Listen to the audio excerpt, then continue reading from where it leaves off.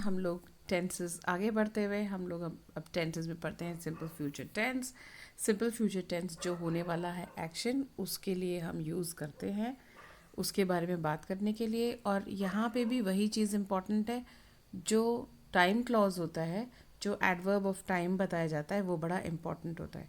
Simple future tense के दो forms होते हैं। एक तो होता है विल, जिसमें हम I will go to school tomorrow इस तरह से यूज़ करते हैं। और एक होता है be going to. Be going to में इज़ एम आर फॉर्म होता है बी का, और going to, it is going to rain today, है ना। इसमें हम प्रिडिक्शन करते हैं। विल में जो हम काम एक्शन कर रहे होते हैं उस पे हमारा कंट्रोल होता है। बी गोइंग टू में हमारा कंट्रोल नहीं होता है, लेकिन ये इंटरचेंजेबली भी यूज़ किए जा सकते हैं। ठीक है, हमको हमको सही चीज़ पता चलने के बाद में कंफ्यूजन कम होना चाहिए, ना कि बढ़ना चाहिए। तो कोई भी चीज़ अगर हमको ये पता चलती है कि अच्छा ये विल और गोइंग टू, ये दो तरह की डिफरेंट चीज़ें हैं, और ये अलग अलग जगह यूज़ होती है, इसको हमको समझ लेना है। लेकिन इसका हमको मेंटल ब्लॉक नहीं बनाना है। ऐसा नहीं करना है कि अब हम बोलने में अटकने लगे क्योंकि अब हमें ये समझ में नहीं आ रहा है कि विल यूज़ करें या इज़ गोइंग टू यूज़ करें या एम गोइंग टू या आर गोइंग टू यूज़ करें।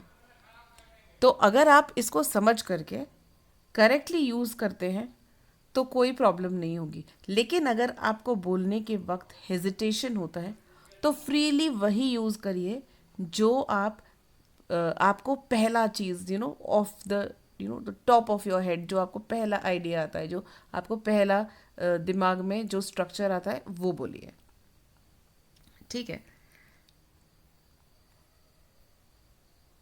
अब जब विल की बात होती है, अगर विल हम यूज़ करते हैं तो कहाँ करते हैं? हम सब्जेक्ट के बाद में यूज़ करते हैं, और मेन वर्ब विल के पास में आता है, उसके बाद में आता है।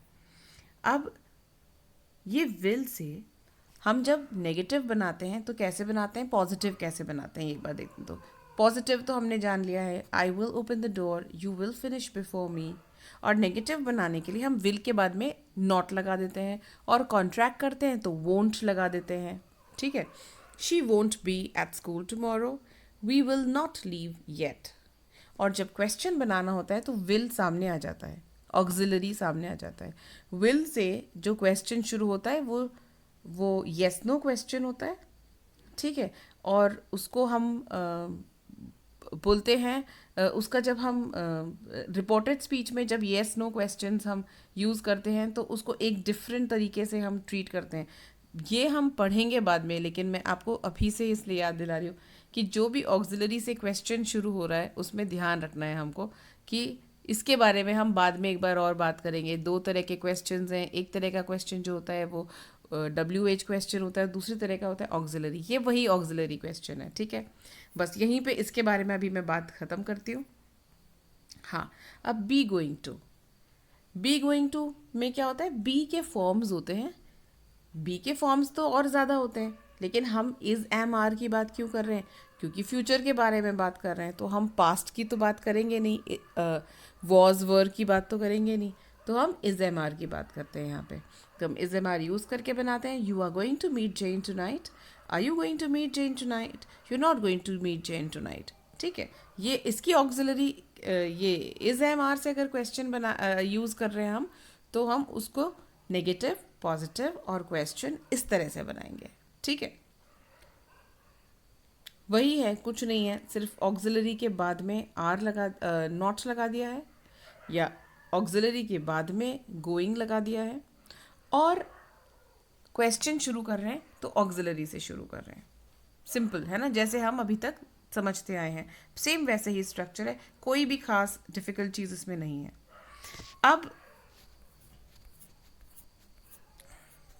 ये हम मॉडल्स में भी पढ़ेंगे। ये जो है, जो usage of be going to है, ये टू एक्सप्रेस अ प्लान है ना। I am going to visit my aunt today, है ना। आप अपनी प्लानिंग बता रहे हो, I am going to visit my aunt today, है ना। I am going to visit your city someday, है ना। I am going to do this, है ना। तो ये क्या है, ये एक प्लानिंग है, फ्यूचर के लिए एक प्लान है। वो प्लान रियलाइज होता है या नहीं होता है वो एक अलग चीज़ है, लेकिन इज गोइंग टू से हम उसको एक्सप्रेस करते हैं, विल से डिटर्मिनेशन एक्सप्रेस करते हैं दोनों फ्यूचर, लेकिन फ़र्क क्या है, I will come to your city, यहाँ पे हम समडे नहीं बोल रहे हैं, क्योंकि हम क्या बोल रहे हैं, I will come to your city, my plan is, my intention is quite certain, definite, ठीक है। लेकिन जब मैं बोलती हूँ आई एम गोइंग टू, मतलब ऐसा मेरा इंटेंशन है करने का, I will do it someday, है ना, लेकिन फिक्स प्लान नहीं है। और उसी तरह से एक और चीज़ में ये यूज़ करते हैं प्रिडिक्शन में, ठीक है। प्रिडिक्शन में क्या यूज़ करते हैं हम, गोइंग टू, है ना। जब हम किसी चीज़ के लिए श्योर होते हैं, फ्यूचर में होने वाले एक्शन की ही बात हो रही है ना, हम उसके ये एक्शन होगा ही होगा, उसके लिए अगर श्योर होते हैं तो हम बोलेंगे विल। लेकिन हम श्योर नहीं होते हैं, हम प्रिडिक्ट कर रहे हैं, आज के मौसम से ऐसा लग रहा है कि कल बारिश होगी, तो it's going to rain tomorrow, है ना। लेकिन अगर मौसम विभाग का आ गया है 100% कि बारिश होगी, तो हम उसमें बोलेंगे it will rain tomorrow, it will definitely rain tomorrow, है ना। तो ये हो गया विल और गोइंग टू के का यूसेज, थोड़ा सा जो एक माइनर हेयर लाइन डिफरेंस जिसको कहते हैं वो है, very thin line, but then it's good to know, है ना। It should help us speak better, it should help us speak more correctly, and not, and this information is not to confuse us, ठीक है। Now another very important thing which we need to know is, it's a common error, है ना। बच्चे जब बोलते हैं simple future के जब यूज़ करते हैं, जैसे बोलते हैं, suppose I will give you a sentence, children से when I will visit Indore I will come to your house. I'll repeat the sentence. When I will come to Indore, I will come to your house. अब कोई बोलेगा कि ma'am इसमें क्या गलती है, क्योंकि जब मैं फ्यूचर में जाऊंगा उसी की तो बात कर रहे हैं, तो इसलिए when I will go to Indore I will visit you बोला है, दोनों काम ही हम फ्यूचर में ही करेंगे। तो इसमें एक बेसिक एरर है,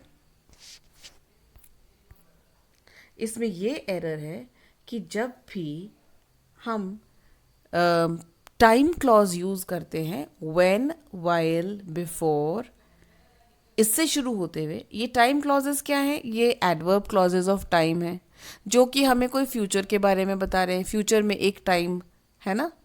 तो वो ज़रूरी नहीं है कि today, tomorrow, next morning, tomorrow morning ये होता है ना, ऐसे नहीं है, या संडे मंडे ही होगा, I will come to your house on Sunday, है ना, I will visit you on Sunday, we'll go for a picnic next week, ऐसे ही नहीं होता है, पूरा क्लॉज भी बनता है ना। When I will finish my exams we will go for a picnic, ऐसे बोलेगा बच्चा। इसमें गलत क्या है, बच्चा बोलेगा इसमें क्या गलत है, कोई भी बोलेगा जिसको डाउट होगा इसमें क्या गलत है, इसमें ये गलत है कि हम फ्यूचर टेंस सिर्फ मेन क्लॉज में लगाते हैं, जहाँ मेन एक्शन आ रहा है ना वहाँ लगाएंगे, हम टाइम क्लॉज में फ्यूचर टेंस नहीं लगाते हैं, ये एक कॉमन एरर है। तो ये हमको बोलने से बचना चाहिए। और ये विल और बी गोइंग टू वाला जो डिफरेंस था, जिसमें मैंने बोला था कि इंटरचेंजेबली यूज़ कर लो, कोई बात नहीं चलेगा, लेकिन इसमें ऐसा नहीं चलेगा, इसमें ये गलत है, मतलब गलत ही है। तो हमको ये ध्यान रखना पड़ेगा कि जब भी हम व्हेन या वाइल से शुरू करके और कोई फ्यूचर एक्शन की बात कर रहे हैं और टाइम क्लॉज फ्यूचर का दे रहे हैं, हम उसमें विल नहीं लगाएंगे, है ना। When you visit Indore I will come to receive you at the airport, है ना। Before you return I will cook the meal. I will have cooked the meal. और as soon as you finish your work, we will go out. मैंने ये नहीं बोला as soon as you will finish your work. मैंने क्या कहा, as soon as you finish your work, we will go out. If you study hard, you will pass. मैंने ये नहीं कहा if you will study hard, you will pass, है ना। If you study hard, you will pass. unless you study hard you will pass. मैंने ऐसे नहीं बोला है unless you will study hard you will pass. ठीक है, तो ये एक छोटी सी एक्शन है, छोटा सा एक ये सॉरी क्लॉज है, जिसके अंदर हमको ये ध्यान रखना है कि एक्शन फ्यूचर में होगा, लेकिन टाइम क्लॉज को सिंपल प्रेजेंट टेंस में ही एक्सप्रेस करेंगे. This is all for today, and this is all that you have to remember when you're using the future tense. It's simple future tense. It's very simple, and I'm sure that the cobwebs have been cleared and you will remember what I have shared with you just now. So if you've liked the information, please give a big like to my video, share it, and also put a comment there and let me know what else you would like to study with me. And do not forget to remind your friends and family to like and subscribe the video as well. I'll be so grateful for your appreciation. Thank you so much.